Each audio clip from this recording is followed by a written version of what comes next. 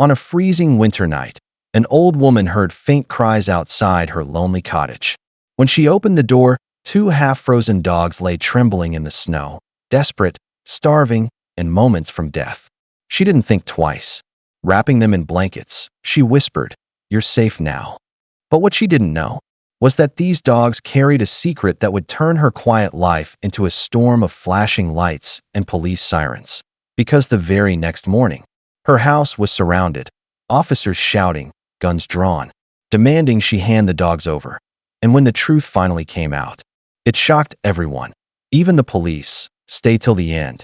This story will leave you breathless. Snow drifted through the black winter sky, settling over the sleepy town like powdered glass.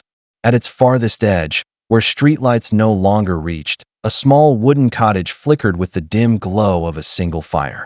Inside, Margaret Hill, a 76-year-old widow, sat wrapped in a wool shawl, her needles clicking in the quiet. The only sounds were the clock's patient tick and the sigh of burning logs. She lifted her eyes to a faded photograph on the mantel, her late husband in uniform, smiling from another lifetime. "Another winter without you, George," she murmured. Then it came, a faint, broken whimper. She froze, listening. Again, the sound, soft, desperate, almost human. The knitting slipped from her lap as she rose and shuffled to the door. When she opened it, a blast of icy air stole her breath. On the porch, two dogs huddled together in the snow, one large, one small, trembling so violently their teeth chattered. Ice clung to their fur. Their eyes begged for warmth. Margaret's heart squeezed. "Oh, you poor souls," she whispered. She threw open the door wider. "Come inside, quickly, before the cold takes you." The warmth of the fire seemed to swallow the room as Margaret guided the two shivering dogs inside. They hesitated at first, frightened, exhausted, but the moment the heat touched their frozen fur, they collapsed near the hearth, trembling uncontrollably. Margaret rushed to fetch old towels and a wool blanket, gently drying their bodies as steam rose from the melting snow. "Easy now. You're safe here," she whispered, her voice trembling with both concern and tenderness. She poured a bowl of warm milk, then set down leftover chicken soup she'd planned to have for dinner. The smaller dog, a timid mixed breed with sad brown eyes, approached first, tail tucked, licking gratefully. The larger one, a proud German shepherd, kept watchful eyes on her every move. Margaret noticed both wore collars, but their tags were scratched beyond recognition, as if someone had tried to erase who they were. Her brows furrowed. Who would do such a thing? She muttered softly as the night deepened. The fire crackled and the dogs finally dozed off. But just as Margaret began drifting to sleep in her armchair, the shepherd suddenly lifted his head, ears sharp, eyes locked on the door.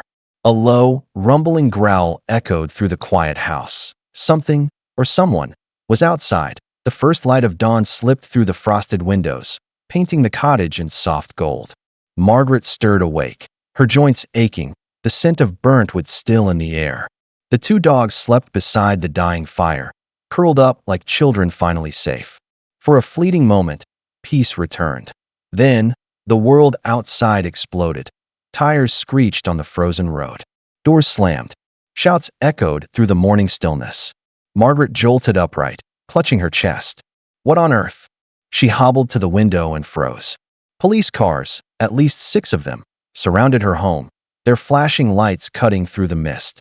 Officers moved cautiously with weapons drawn, her breath caught.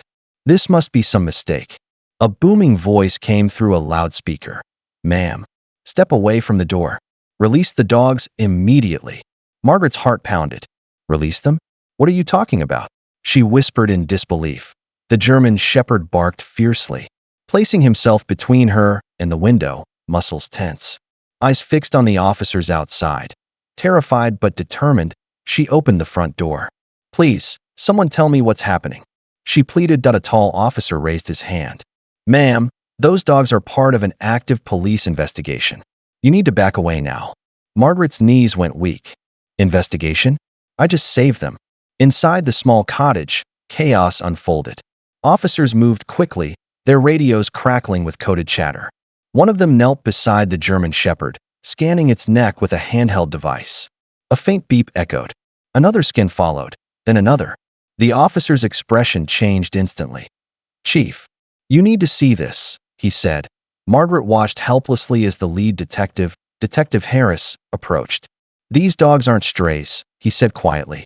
"They're part of an active K-9 unit, missing for nearly 3 weeks." Margaret blinked. "K-9 unit?" The detective nodded gravely. "They belong to Officer Daniels and Sergeant Cole. Went missing after a narcotics raid turned violent. We thought they were gone." He crouched beside Rex, the shepherd, brushing back his fur to reveal faint bruises and a small surgical scar. A tracking chip that had been tampered with. Margaret's trembling hand covered her mouth. "You mean someone hurt them?" "Worse," Harris replied. "Someone tried to erase them. Whoever had these dogs didn't want them found." The smaller dog whimpered softly, pressing against Margaret's leg as if sensing her fear. Outside, another officer shouted from his radio, "Detective, we found fresh tire tracks near the woods. Looks like they were followed here." Margaret's heart sank. She whispered, then, "Whoever they ran from might still be out there." The tension in the cottage was suffocating. Officers stood guard near the door while Detective Harris barked orders into his radio. The dogs paced restlessly, alert, anxious, sensing something Margaret couldn't. Rex's ears twitched toward the window. His growl deep and low. Suddenly, the shepherd lunged forward, barking ferociously at the back door. Margaret flinched. "What's wrong, boy?" Before anyone could answer, a gunshot shattered the morning silence. Glass exploded across the room as bullets tore through the wooden walls. Officers dove for cover. "Sniper! Everyone down!" Harris shouted. Margaret screamed, ducking behind the fireplace as Rex positioned himself in front of her, teeth bared, barking at the unseen attackers. Milo whimpered, pressing against her side. Through the chaos, shadows flickered among the trees. 2 men in dark coats, running toward the woods. More gunfire. Then sirens in the distance. Backup arriving fast. Within minutes, the gunmen were chased down and tackled in the snow. When it was over, the officers emerged, breath visible in the cold air, their faces pale. Detective Harris helped Margaret up. "You're safe now," he said, voice trembling slightly. "Those men were part of the same gang that captured the dogs. Looks like Rex led them straight to justice." Margaret looked at the trembling shepherd and whispered, "You brave, beautiful soul." The sun was just beginning to rise over the snow-covered fields when silence finally returned. Smoke drifted gently from the shattered window as officers cleared the scene. Margaret sat wrapped in a blanket, her trembling hands clutching a cup of tea someone had given her. The adrenaline faded, leaving behind only exhaustion and awe. Detective Harris approached, his expression softer now. "Ma'am, if it weren't for you, those dogs might never have survived. You gave them shelter when they had nowhere else to go." Margaret smiled faintly, her eyes glistening. "I didn't do much. They just looked so lost. I couldn't turn them away." Rex lay beside her, head resting gently on her lap, while little Milo curled near the fire, both finally calm. The detective knelt, scratching Rex behind the ears. "They did more than survive," he said quietly. "They helped us catch the men who hurt them." A few days later, the police department honored Margaret with a small ceremony. She stood proudly beside Rex and Milo, who wagged their tails as cameras flashed. But when it came time to part ways, tears streamed down her face. "I'll miss you, my heroes," she whispered. Weeks passed, and one snowy morning, a car pulled into her driveway. Rex and Milo bounded out, tails wagging wildly. A smiling officer handed her the papers. "They're officially retired, ma'am. And they're yours." Margaret's eyes filled with tears. "Welcome home," she whispered, as snow began to fall again.